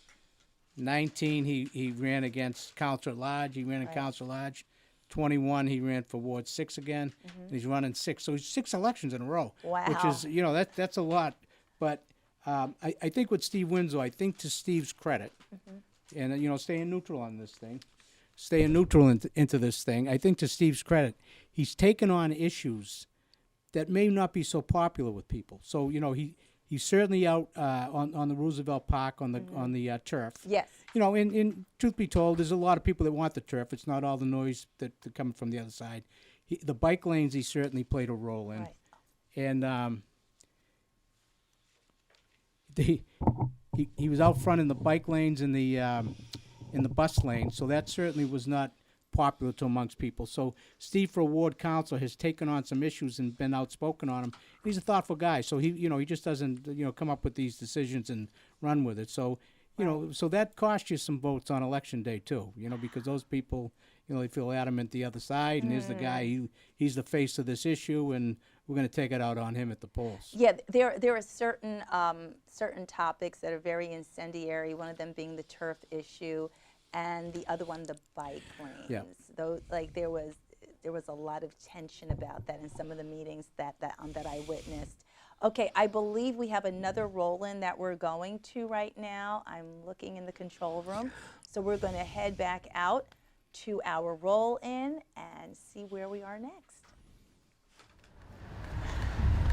We're here with Julie Wilcox Turner running for Ward 5 Councilor. Ms. Turner, why are you running for office? I am running for office to give back to this community, a city that I have lived in my whole life and that has given myself and my family so much. Is this your first time running for office? It sure is. That it is. So what have you learned about this process? A lot, actually. I have had some outpouring support through the city. Everybody has been amazing. I've learned I've met more people that I thought I knew the whole city. Come to find out, I didn't. So it's been great. Yeah. From what I understand, there's a lot of door knocking, handshaking, outreach. So your team must have just been really involved helping you with this. It's not just a one-person effort. No, it is not. I've had an amazing team. I think we did about 14 miles in the last 2 days. Holy So we have had teams out there every day for the past 8 months. And I'd like to ask this question, what prompted you to run for office? I didn't like what I saw, and I felt like if you're gonna complain, you gotta do something about it. Wow. So here I am. That is well said. And again, underscoring the importance of the democratic process. Your vote matters, your vote counts. And if you'd like to run for office as a United States citizen, you have the right to do that, to cast your ballot. Julie Wilcox-Turner, good luck today. Thank you so much. I really appreciate Thank it. Have a great you. day. Thank you. All right, thank you. Thank you all. All right. And with us, we have 3 supporters of Ari Taylor, Denise, Lisa, and Kate. Why are you supporting Ari Taylor? Well, I consider her a friend, number 1, but number 2, much more importantly, I know that we share a lot of the same values. We want to see the same changes. When I show up to volunteer in the community, Ari is always there as well. She's there before me, she's working hard, and I know she's the one that wants to get the job done. Wow. So. And Miss Lisa, how about you? Why is Ari Taylor so important to you? Well, again, Ari's a good friend, but also Ari has so much integrity, and that's what we really need in the city. And if you ask her a question, and I ask her a question, and someone else asks her a question about things that are important to us, we're all going to get the same answer. She's really strong in her beliefs. She knows what's going on in the city, and really she's been doing the work already, and it's just, we're so excited, and we can't wait to hopefully have Ari as our next Ward 5 counselor. That's wonderful. And Miss Kate, what about you? Well, I agree with everything that my friends have said here, but also to me, at her heart, she always is going to decide based on what helps others and moves them forward and moves Malden forward. So I'm just so excited and hoping at the end of today, she's our city councilor in Ward 5. That is great. Ladies, thank you so much for Remember joining to vote, us. everyone. Remember to vote. Thank you. Thank you. Yay! And we're back. And we're getting the numbers coming in rather slowly, so I'll let Greg keep us apprised. Right. So I don't know how long we're on tonight, but it looks like we may not see the final unofficial numbers.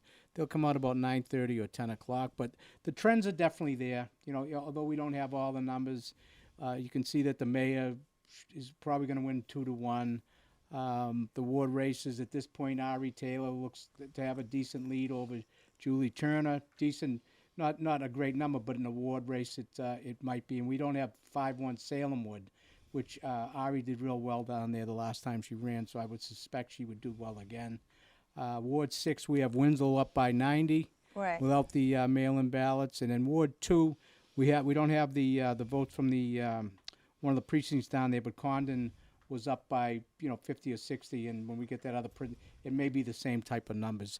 The at-large race, McDonald, Spatafor, and Hayes are all bunched in together, depending on which precinct you're at. And Dante DeSerio seems like he's finishing a distant 4th, and I believe that's the different races. And Gary Christensen. The numbers we have with the mayor, he's kind of running 2-1 at least in most of the precincts. So he's probably going to. I don't want to make predictions, but it would appear that he'll win by at least 2-1.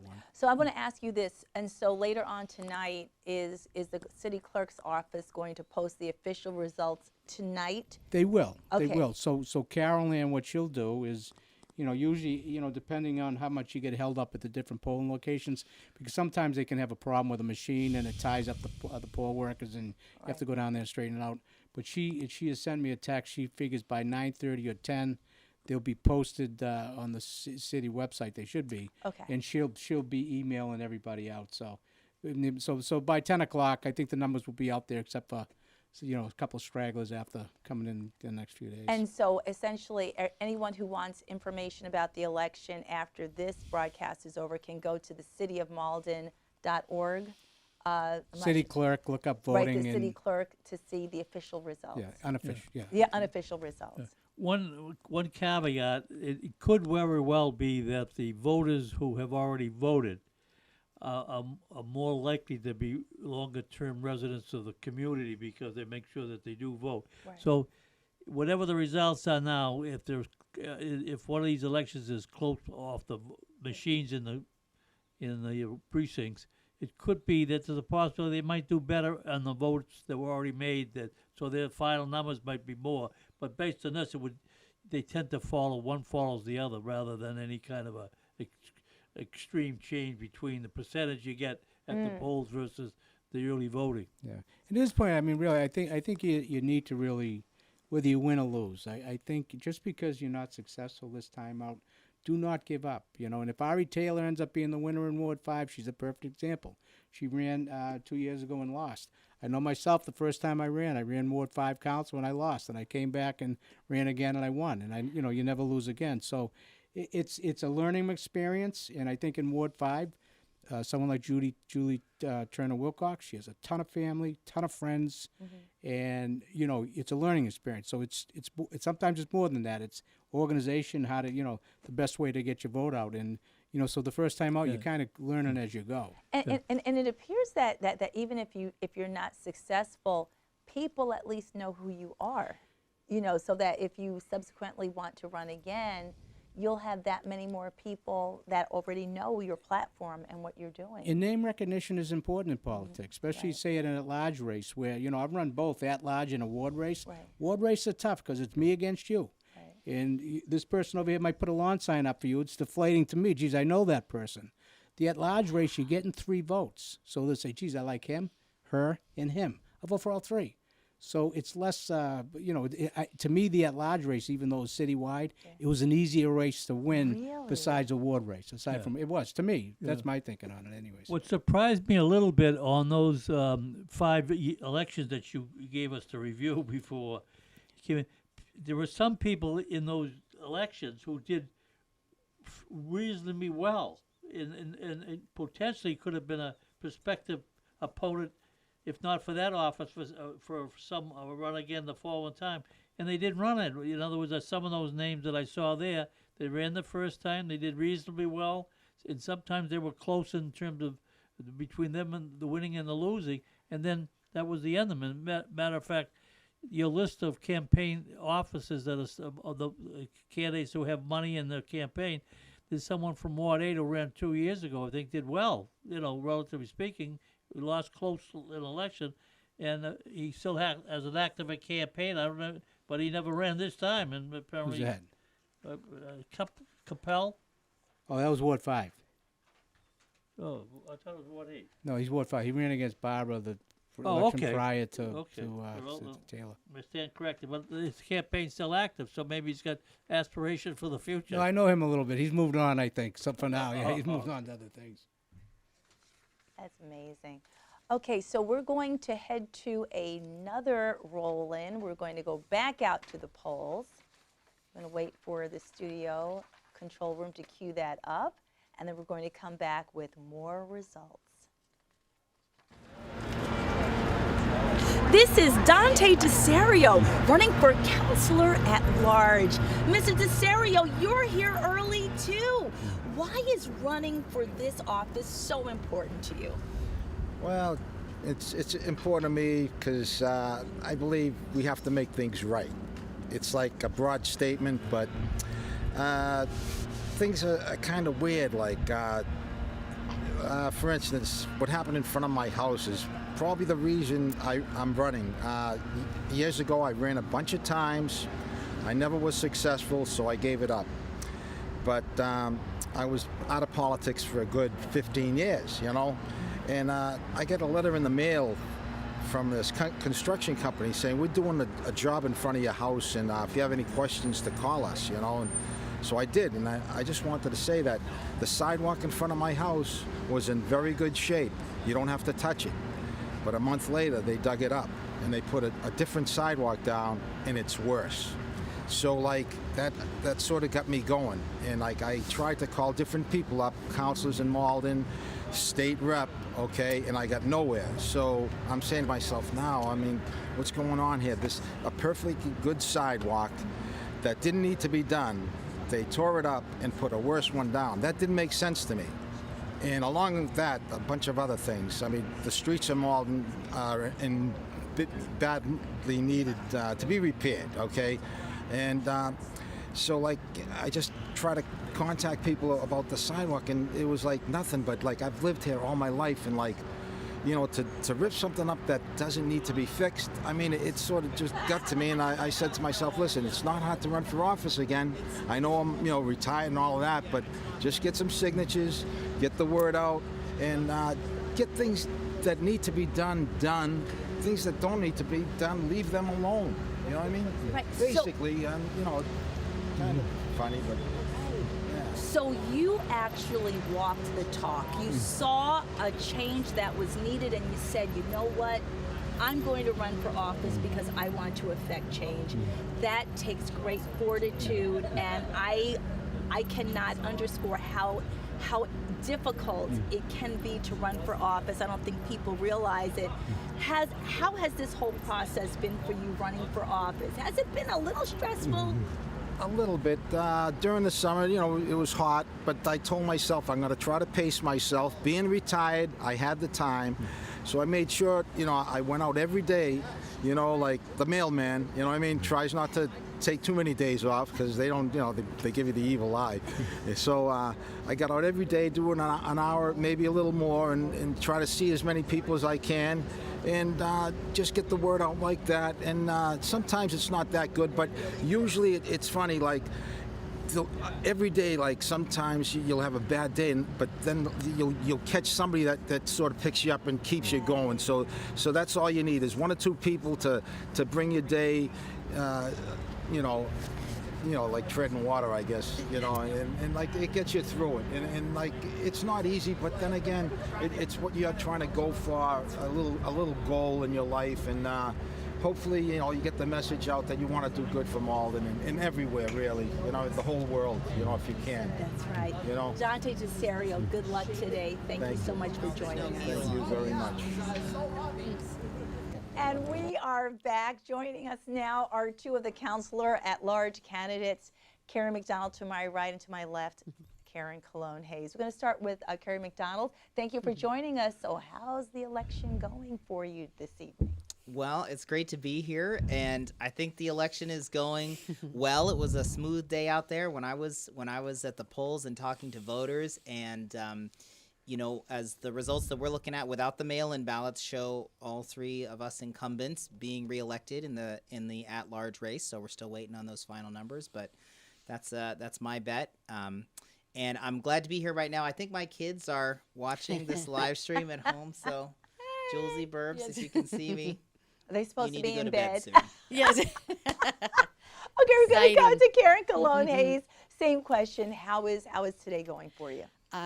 It's going great. I've had, like I've told people, it's been a rough couple of years, and what I did a really different campaign this time, which was very much grassroots, didn't really fundraise, and did a lot of the stuff myself. So it was different. So I'm really pleased to see it come out as good as it did. So happy. How much of a relief is it to get to this day? Let's come back to Carrie. How much of Oh gosh, it's a big relief, you know, just especially once we get those final numbers. I mean, it's just months of work, and every spare minute, you know, trying to find more folks to talk to, and just stay on top of all the things it takes to run a good campaign. So it's been a busy few years. It's been a busy couple months, and I look forward to letting it sink in once we see those final results. Well, same thing. How is it this evening? Is this kind of like the culmination of all this hard work? And yeah, it feels good. I love to see my fellow counselors sitting up here with me. We have lots of good work to get done, so I feel like it's. Yeah, it is a relief, and I love talking to voters. It's like I actually love campaigning, so it was good to do it the way I did it this year, like really kind of grassroots. So I can't wait to get back to work. That's amazing. You know, it's interesting because some of the candidates sort of disclosed to me how emotional it is to run. How important is family to you to get through this odyssey? Well, family is huge because win, lose, your family are still going to be the ones to be there for you. So my family have been very, very supportive. My spouse and campaign treasurer is actually in the studio right back there. My kids have been so excited. They came out and held signs for me today. We ran into Karen at one point, and I also think they're ready to have me back home a little bit more. How about you, Karen? Yeah. Your family? Same. They're older, so I actually love watching Carrie's their kids. That's how my kids were when we used to be like knocking doors for stuff. So I love watching that and how they grow up that way.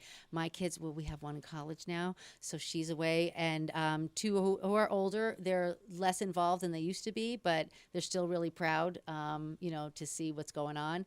And yeah, I'm sure my husband can't wait to see me again. That's yes, he's amazing. Behind the scenes, my rock. He's actually out in the car because he, dropped me off and didn't want me to walk. So he's definitely a behind the scenes guy. You know, Pat, he's real quiet and not on social media, but. And the question that I asked the mayor, the incumbent mayor earlier, if you could give advice to your younger self about maybe or a younger person about running, what advice would you give to someone who wants to run for councilor at large? Well, I would say that, councilor at large is a lot of work. It's a big city. It's 8 times the ward race. And so just be prepared to work hard for what you want and to win. I also think that, what I saw 2 years ago and what I see tonight is that the power of incumbency is strong and that people are generally supportive of the direction of the city. So Karen and I both won in, basically an open race. We have only one open race this time, and I think it's going to be the closest one in the city. And I think that, being able to run as an incumbent is very different. And when you're running the first time, you really have to talk to as many people as possible, be strategic, do your homework, get yourself out there. And when you run as an incumbent, you have all that time to build up your, to show what you're about, to show what you can do, and hopefully then you have that to run on when it's time for re-election. Wow, this is the same thing for you, Karen. Any words of advice for someone who may be looking at you and thinking about running for office? Sure. I would say get involved, learn your city, make sure you start, building up community. And then all the hard work that Carrie says comes after you've, sort of felt your way around. I've been mentoring some youth who have been great this time, and I really rally. I actually picked a couple of them up to go vote. They just turned 18, the first time voting. Super excited. So I'm hoping that we'll see a lot more for them. But yeah, it is hard. A lot of work, a lot of ground to cover. Oh my God! Thank you both for coming out today. Thank you so much. Do we have some more results, Greg, coming in? Carrie just gave me some numbers that I didn't have. Oh my goodness. Okay, and I see that we have another roll, and we did so much work today. So we're going to head back out to the ward race. And we're here with Ari Taylor running for Ward 5 for Malden City Council. How are you doing today? You're holding up okay?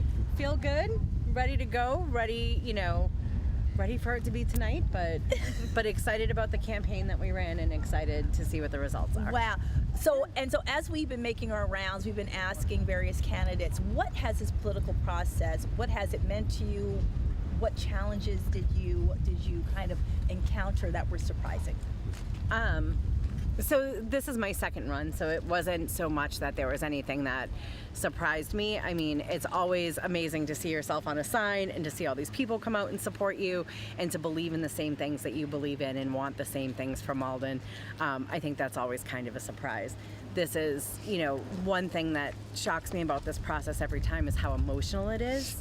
And how real it is, and how much you learn about yourself and you learn about others, but I love it, and I'm, the campaigning is hard, the work is going to be harder, but I'm excited for it.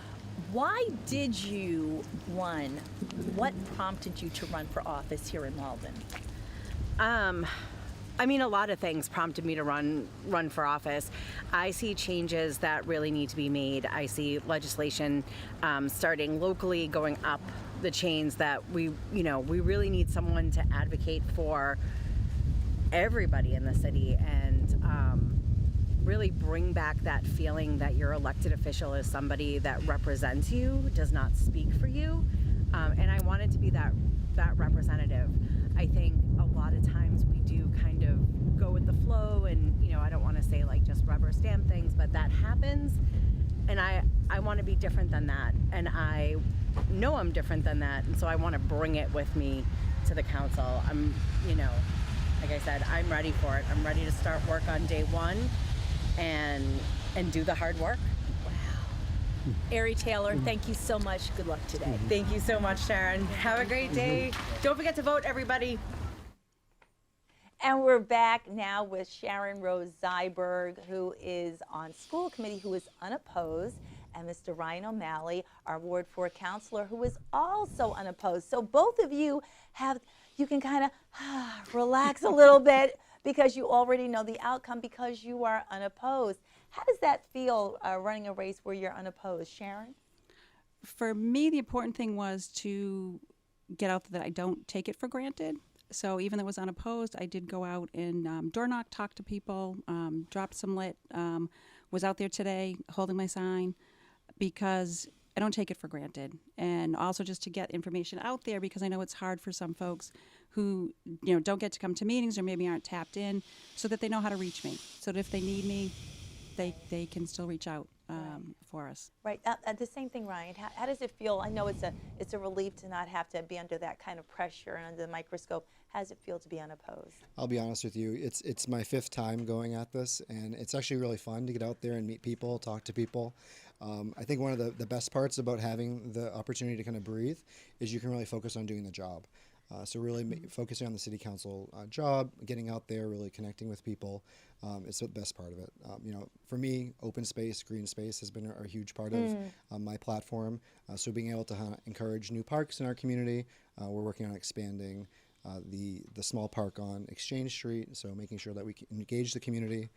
That's, I think, how we make our community stronger, and it's been great working on it. That is great. And Sharon, are there any particular topics that are really dear to your heart serving on school committee? Is there any? Right now, I mean, services to the kids, it's always focus on the kids. Put the kids first, see what they need, is always one of the biggest concerns. I also just like really connecting with the different constituents. I've had one like this week who called, had some concerns about the different foods that are being served, and so I follow up with that. Another person today on the polls came up and said, gee, I'm trying to get this flyer in. Who do I connect with? My big thing is making sure people know we're here to help people and to make those connections so that they feel heard. Is it difficult to make everyone happy? The hard part is that you can't.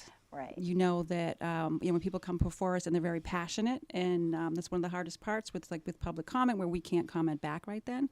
I take it all to heart. I know that people to take time out to come to a meeting and say something, you take that to heart. And the big thing that I like doing then is follow up with it. So after people come, so folks know, after there's public comment, I'll follow up. And then you check in with the superintendent, you check in and say, okay, are we pursuing this? Like, okay, what's the update on this? Right. So that, because we can't say it during the meeting because of the way that it's designed. So to me, that's really important, that people know that we do take it seriously. We do want to keep following up on things and making sure that their concerns are heard, because we don't know what they are. People need to reach out to us. The worst feeling I get is when you hear people are upset about something and nobody came to us. And if I don't know it's a problem, how am I going to work on it? And the thing is, it's like, the social climate, the economic climate is constantly changing, especially with the economy.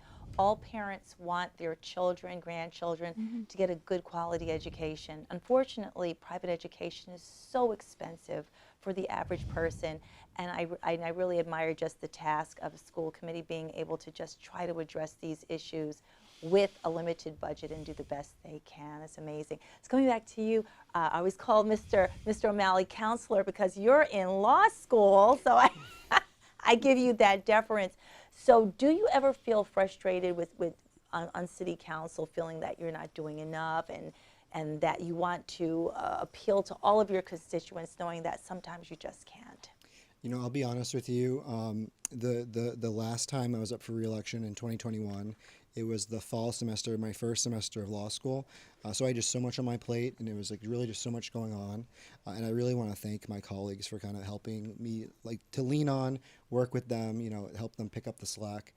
It was really something that has been really valuable to me, working with others and making sure that, you know, when one person needs help, there's someone there to kind of help kind of pick you up. So I do think that that's really a really valuable thing. I do want to personally say thank you to the voters of Ward 4 for their vote of confidence. You know, this is, like I said, my 5th term. We've accomplished a lot together. We have great, shared use paths coming into our community, really trying to make Malden a more livable place to live, work, play. So no, I don't think it's not that I'm doing enough. I think it's that it's a team effort. It is. I'm making sure that you can depend on people, and they're going to be there when you need them. That's the most important. Does serving on city council give you a different perspective while you are matriculating at law school? Literally every day I go to class, I can bring something from my city council job to that. And literally every day I take something from class and bring it to my city council job. It's really one of the most rewarding things I've ever done. And it's like literally on a daily basis, I'm like, oh, I just learned something new that I can immediately apply. That is great. So coming back to you, Sharon, what do you see as the future of the school committee? What do you see? What salient topics do you think will be coming up? Do you see anything kind of coming down the pike? Funding is always going to be a huge one. I actually have just started talking to people too. I need to get a better understanding of our whole funding structure, because we have different things coming up, budgetary, that are going to have an impact. And we all know without those funding resources, you're limited with what you can do. It's just common sense. We know that. So when you look at what the foundational budget is, how much more can the city put in to get us over foundational budget? Is that something that's doable? In order to put money into the schools, Right. it's just it was very difficult. And working with, I was on negotiations, and it was very hard when you know there's a budget. Full stop. There's a budget. And it's not unlimited. And it's not Yeah. unlimited. Yeah. And so as much as you want to give, you also have to be fiscally responsible and also know, you know, there's other departments. This is not us. I mean, I would, you know, I always said, like, I'd give everything. But we don't have that. That's right. So looking for ways to get that funding in place will be key. That I know that we're very fortunate that the people who represent us at the state level are very much aware of that and have opened up that avenue for discussion, but it needs to actually be, because it's not just up to ours, it has to become sort of a statewide relook at how our funding comes into the city. Wow, that's amazing. And do we have any more numbers that have come in? Yeah, the only ones, I think, just repeating, these unofficial, they don't count the mail-in ballots, the 1,900 that they have to divvy up. But in Ward 5, it looks like Ari Taylor was successful. It's 649, unofficial, 649, Julie Turner Wilcox 507, that's a difference of 142. And in Ward 2, Paul Condon 539, Rachel's 321 for a difference of 218. Okay, and those are the only two, and nothing with Winslow and Leone? I just, like, when Kerry was here, I kind of confirmed with him. He had the same numbers that I did. Okay. Looks like Winslow won by about 90. You don't know any of those numbers? So I was going to ask you all. Yeah, he was up. He was up 90. That's what I had, and that's what Kerry had before they count the ballots. That from. Do we know at large? At large, they're all bunched together. The three, and then Dante's, down a lot. So Cologne Hayes, McDonald Spadafora have the majority, and Mr. Desario is a fourth, is a distant fourth. And so it looks like in Ward 5 that we're looking at Ari Taylor as taking over for unofficial for council president of City Council, Okay. Barbara Murphy. Wow. So those will be the three contested ward races, 2, 5, and 6. Wow. Okay. This has been an exciting evening. I'd like to thank both of you for coming out this evening. Thank you. Thank you so much. Like I said, you must be just breathing a sigh of relief that you're not really kind of, waiting with bated breath to get these numbers in. Thank you so much. And I believe we have one more. We have one more roll-in, and we're going to go back out to the wards right now. We're here in Ward 2 with Mr. Joe Levine holding a couple of signs. So, Mr. Levine, who do you support today? Well, as you can see, Mayor Christensen and Paul Condon, Councilor Ward 2. That's who I'm holding a sign for today. Why is supporting them important to you? They've done a lot of good things for the city and the ward, and I think they'll do a great job for another 2 and 4 years. Wow. So Mayor Christensen has done a number of things for this city. Is there any particular kind of point that you particularly like about Mayor Christensen and what he supports? He's just there. If you need him for anything, he's always around. You'll find him anywhere you go in the city. Churches, sporting events, supermarkets, fairs. He's there, and he's open for discussion, and he'll listen to you. That is great. Thank you so much. And to my right, we have Mr. Dan Vivian. Mr. Dan, and he is supporting Dante DeSario. He's kind of new on the block. He used to run a long time ago. He was in office a long time ago. I see. So Why is Mr. DeSario important to you? he's my landlord. Oh, that's a good reason. He's my landlord. And I've been living in his property for 10 years, and I have never met a nicer man. I mean, I get dinners sent upstairs. I mean, Sunday spaghetti, meatballs, sausages. Wait, your landlord brings you dinner. Oh, he's amazing. He's amazing, and he's out walking the streets of Malden all the time, talking with people. Good man.